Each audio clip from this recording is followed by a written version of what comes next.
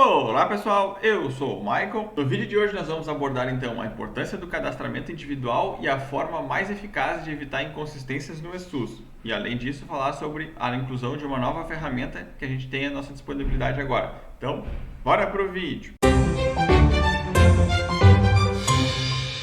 Bom, pessoal, então antes de iniciar o vídeo, aqueles recadinhos básicos do canal, né? Se possível se inscrever e deixar o like, isso vai nos ajudar bastante a alcançar mais pessoas, a levar mais informações para os agentes comunitários de saúde, principalmente nessa questão de resolução de problemas, inconsistências e os tutoriais que a gente faz aqui sobre o eSUS. Bom, a gente viu no vídeo anterior aqui, que a gente vai deixar depois lá no finalzinho, a nova forma de fazer cadastro domiciliar, em decorrência da atualização que a gente teve. Algumas dúvidas podem surgir em relação à questão do cadastro individual, como é que se eu preciso fazer, como é que eu preciso fazer, né? Todas essas questões, então a gente vai estar conversando um pouquinho sobre isso. Aí eu preparei uma apresentaçãozinha aqui que a gente vai entrar nela agora então. Como nós sabemos então, nós temos duas funções como agente comunitário de saúde, né, em relação a essa parte de cadastramento, que é o cadastro tanto individual quanto o cadastro domiciliar. Então a gente viu no vídeo anterior o cadastro domiciliar, hoje a gente vai falar sobre o cadastro individual. Então a gente viria aqui na página CDS, cadastro individual, e clicando ali a gente abriria essa informação aqui de ficha de cadastro individual, tá? Então a gente tem aqui as informações, a gente pode fazer mecanismos de pesquisa pelo CPF, cartão do SUS, aí aqui na lupinha a gente tem sobre informações do nome, data de nascimento, nome da mãe, né? A gente sabe que tem que preencher as informações aqui do campinho de incluir cadastramento enviados/recebidos, e a gente pesquisaria. Se a pessoa já tem algum tipo de cadastro, né, no sistema, a gente encontraria ela, ó, por exemplo, essa pessoa aqui, que no caso sou eu, me digitei ali, teve uma atualização no sistema a última vez no dia 15/6/2024, poucos dias atrás. Aí nós teríamos o que é a opção de atualizar esse cadastro, abrir as informações dessa pessoa e fazer as atualizações ali, por exemplo, de número de telefone, de informações de doenças ou alguma outra questão que possa ter ocorrido ali, por exemplo, o paciente passou por uma internação por algum tempo, descobriu algum problema de saúde novo, a gente pode fazer alteração, tem a lupinha aqui que a gente pode visualizar. E se caso a gente pesquisar e não encontrar nenhuma informação, a gente viria aqui no adicionar cidadão, que é o caso que a gente vai dar o exemplo agora. Por exemplo, paciente novo chegou na minha área, né? Peguei as informações ali, cartão do SUS, o CPF, né? De preferência agora o eSUS está usando o CPF, então é melhor a gente passar também a utilizar essa questão propriamente do CPF, que ele já busca direto na base nacional de dados que ele tem ali, então ficaria melhor, tá? Mas peguei essa informação, procurei aqui, digitei cartão do SUS, CPF, nome, data de nascimento, nome da mãe, não apareceu ninguém, Maico. O que eu faria? Eu viria então no adicionar, né? Pesquisei, não encontrei nenhuma informação, venho aqui e clico no adicionar, tá? E aí eu seria redirecionado para ficha de cadastro individual. Então, aqui em cima teria as informações o meu cartão do SUS, né? A equipe que eu sou vinculado, todas as informações, e eu teria que selecionar a data. A data é obrigatória. Lá no vídeo anterior a gente viu que a data é preenchida automaticamente agora. Aqui não, aqui a gente tem que preencher a data. Qual é a informação principal que a gente tem que ter quando vai fazer um cadastramento individual? Então, a primeira pessoa que eu preciso cadastrar, né, não é uma regra, mas é o que eu mais considero importante para evitar essa questão de inconsistência. A primeira pessoa que eu tenho que cadastrar é o responsável pelaquela família. Por exemplo, fui numa casa, são 4 pessoas, pai, mãe e 2 crianças. Ou pai, mãe, uma criança e um avô ou uma avó, aí independentemente, tá? Eu tenho que selecionar um desses 3 que são responsáveis, né, dos que são adultos, para ser o responsável. Eu vou pegar a mãe como exemplo, tá? Selecionei a mãe, eu viria aqui no cartão do SUS ou CPF e digitaria o CPF dela. Digitei o CPF, fui clicar aqui em que ela é cidadão responsável familiar, apareceu uma mensagem que ela já tem o cadastro, se eu desejo editar ou não. Aí no caso eu coloco editar. Se por acaso eu digitei o CPF, cliquei fora do campo e não apareceu nenhuma informação, é porque realmente não tem nenhum cadastro, eu preciso fazer ele do zero.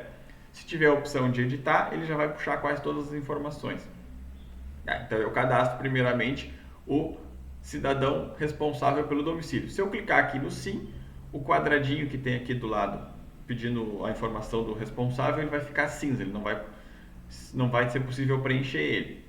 Aí vai ter as informações de nome, né, nome social caso a pessoa tenha, ou a data de nascimento, aí a gente tem que preencher a questão de sexo, qual é a raça ou a cor que essa pessoa se identifica, nome da mãe, nome do pai, informações aqui se ela é brasileira, né? Aí vai abrir as informações que município ela nasceu, né? Qual município ela nasceu, se ela é naturalizada, se a gente colocar naturalizada, estrangeira, vai perguntar de que país de origem, a data da naturalização, um telefone para contato, e a gente tem que preencher aqui a informação da microárea também. Aí tem as informações relacionadas então a questão de caráter de qual parentesco tem com a pessoa. Por exemplo, se eu sou o responsável familiar, esse campinho aqui, onde tem a relação parentesco, não fica aparecendo. Aí tem a questão de ocupação, se a pessoa está trabalhando, né, qual é o emprego que ela tem.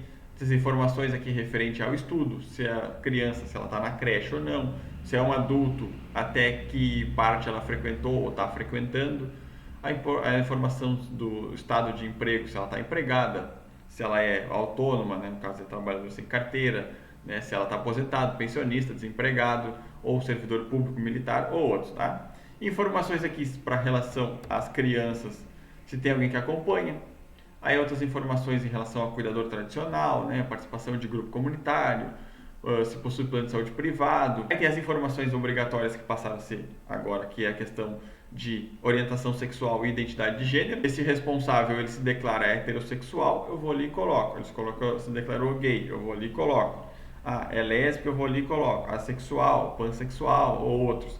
A pessoa não quis me informar. Como é que eu vou fazer, Mike? Eu vou inventar? Não, a gente tem a opção aqui, ó, de colocar o não. A gente preencheria o campinho aqui do não. Aí a gente tem aqui embaixo então aquela questão de identidade de gênero, se a pessoa se identificar com algum tipo desse gênero, né? Então isso é mais para questões de pessoas que, por exemplo, passam por transformação, que são homens e querem passar para ser mulheres, né? Aquela questão de mudanças hormonais das mulheres para os homens, se é a pessoa não binária, que se não identifica nem com um nem com o outro, se é travesti, se é transgênero, aí as informações aqui. Mas normalmente aí vai ficar se a pessoa realmente informar isso ou não. Mas também a questão de alguma deficiência, se tem deficiência auditiva, intelectual, cognitiva, outra visual ou física, tá? Que se preenche. Aí a gente teve informações extras que entraram também agora, que é em relação a informações socioeconômicas, em relação à alimentação e se passou necessidade nos últimos 3 meses, a pessoa coloca sim ou não, né? A gente tem aqui a questão também de saída ou óbito do morador, né? Mudança de território ou óbito, que a gente pode preencher ou não, mas como a gente está fazendo uma inclusão de cadastro, a gente não faz isso, né? Tem uma nova ferramenta que a gente vai ver num dos próximos vídeos que vai modificar essa questão aqui, mas então por enquanto a gente não precisaria preencher porque está fazendo uma questão de cadastro novo.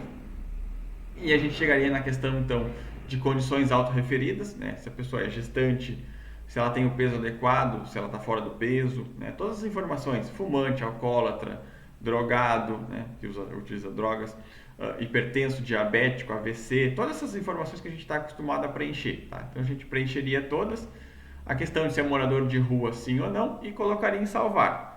Feito isso, estaria pronto o cadastro dessa pessoa, né? Do responsável.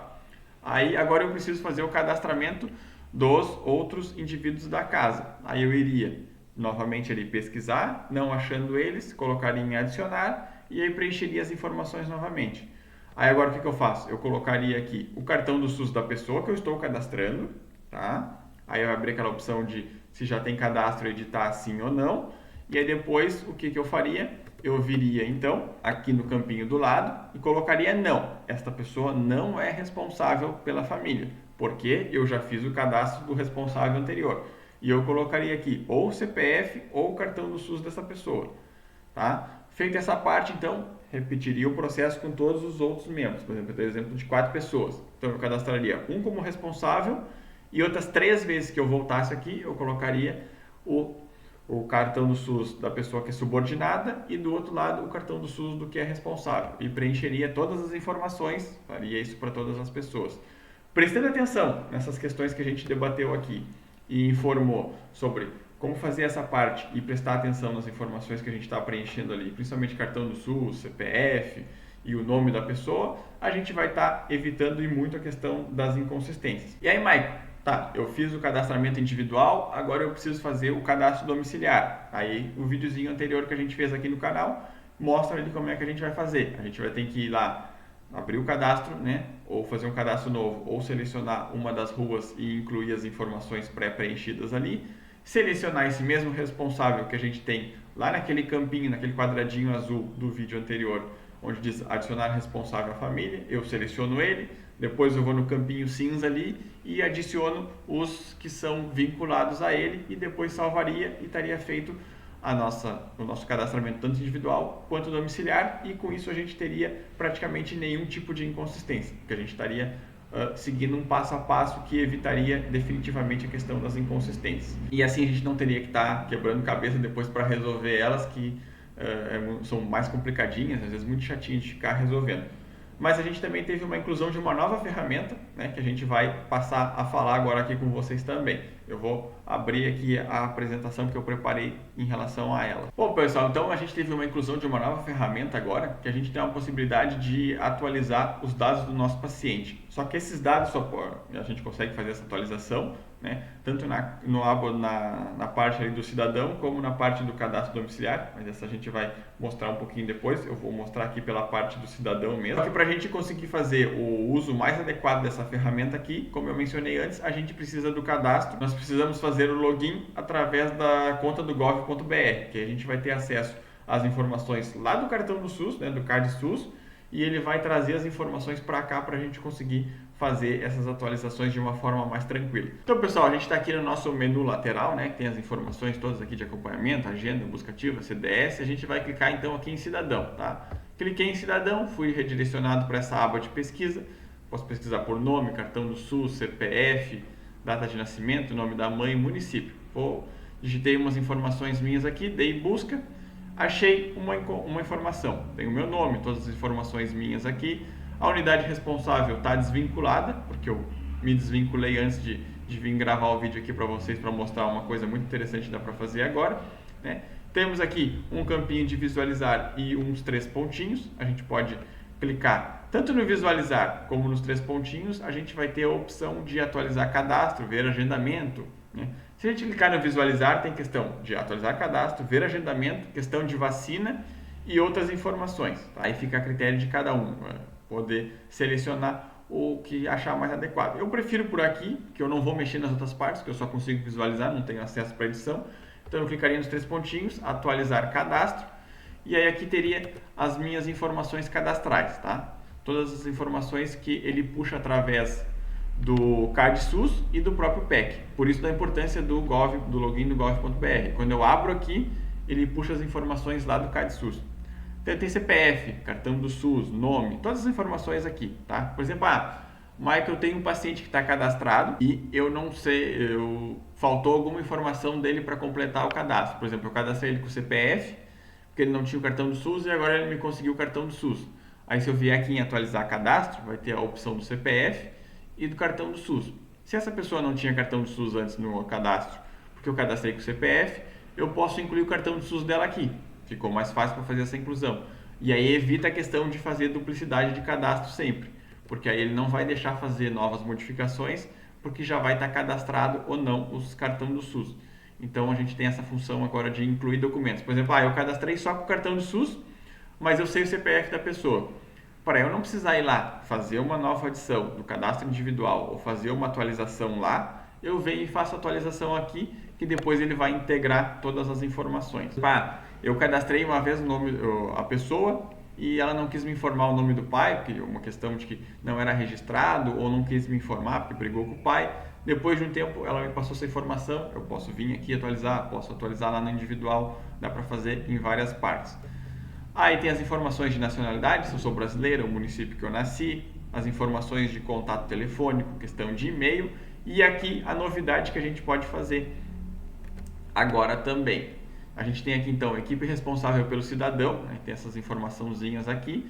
Por exemplo, se eu já sou uma pessoa cadastrada, eu teria aqui as informações vinculadas da minha OBS e da minha equipe.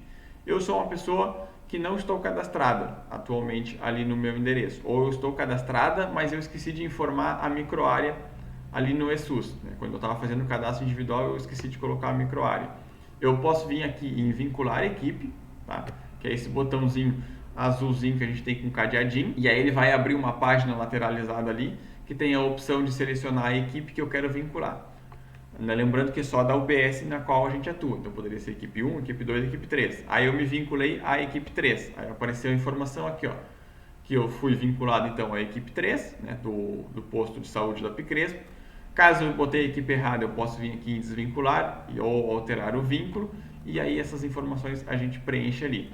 A gente teria as informações de endereço, que é uma coisa que a gente não conseguia fazer antes, pessoal. Por isso da nova mudança e da importância que a gente tem aqui.